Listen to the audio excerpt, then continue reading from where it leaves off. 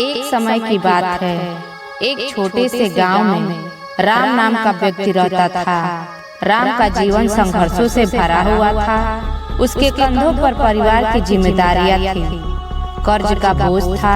वह दिन रात मेहनत करता था, फिर भी उसे ऐसा लगता था जैसे वह अपनी समस्याओं के बोझ तले दबा जा रहा है। एक दिन वह अपने गुरु के पास गया और बोला, हे गुरुवर, मेरा जीवन इतना कठिन क्यों है?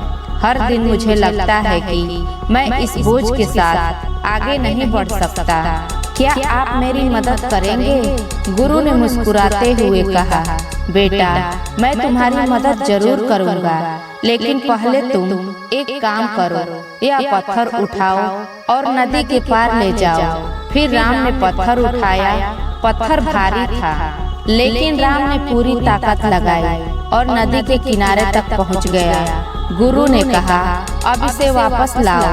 राम ने पत्थर वापस लाया। वह थक गया था। गुरु ने फिर से कहा, अब इसे फिर नदी के पार ले जाओ। राम ने हैरान होकर पूछा, गुरुजी, ऐसा क्यों कर रहे हैं?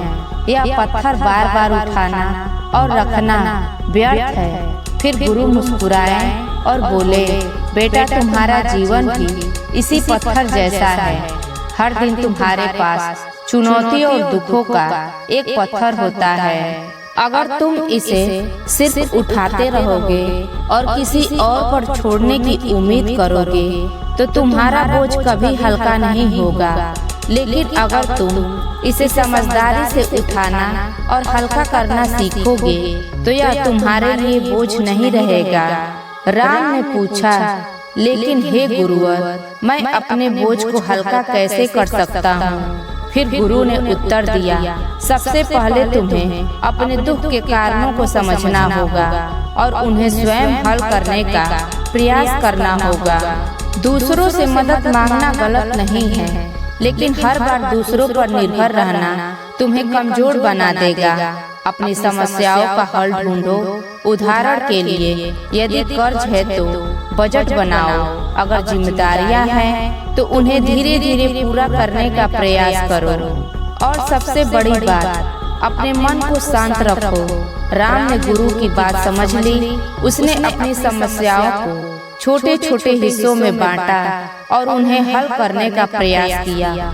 कुछ ही महीनों में उसने महसूस किया कि उसका जीवन अब उतना भारी नहीं लग रहा जितना पहले था। जीवन में समस्याएं और दुख ऐसे पत्थर हैं जिन्हें हमें स्वयं उठाना और हल्का करना सीखना होगा। दूसरों की मदद जरूरी है, लेकिन आत्मनिर्भरता ही असली समाधान है। जीवन का बोझ तब तक भारी लगता है जब तक हम उसे संभालने की कला नहीं सीखते। दोस्तों, इस कहानी से आपने क्या सीखा?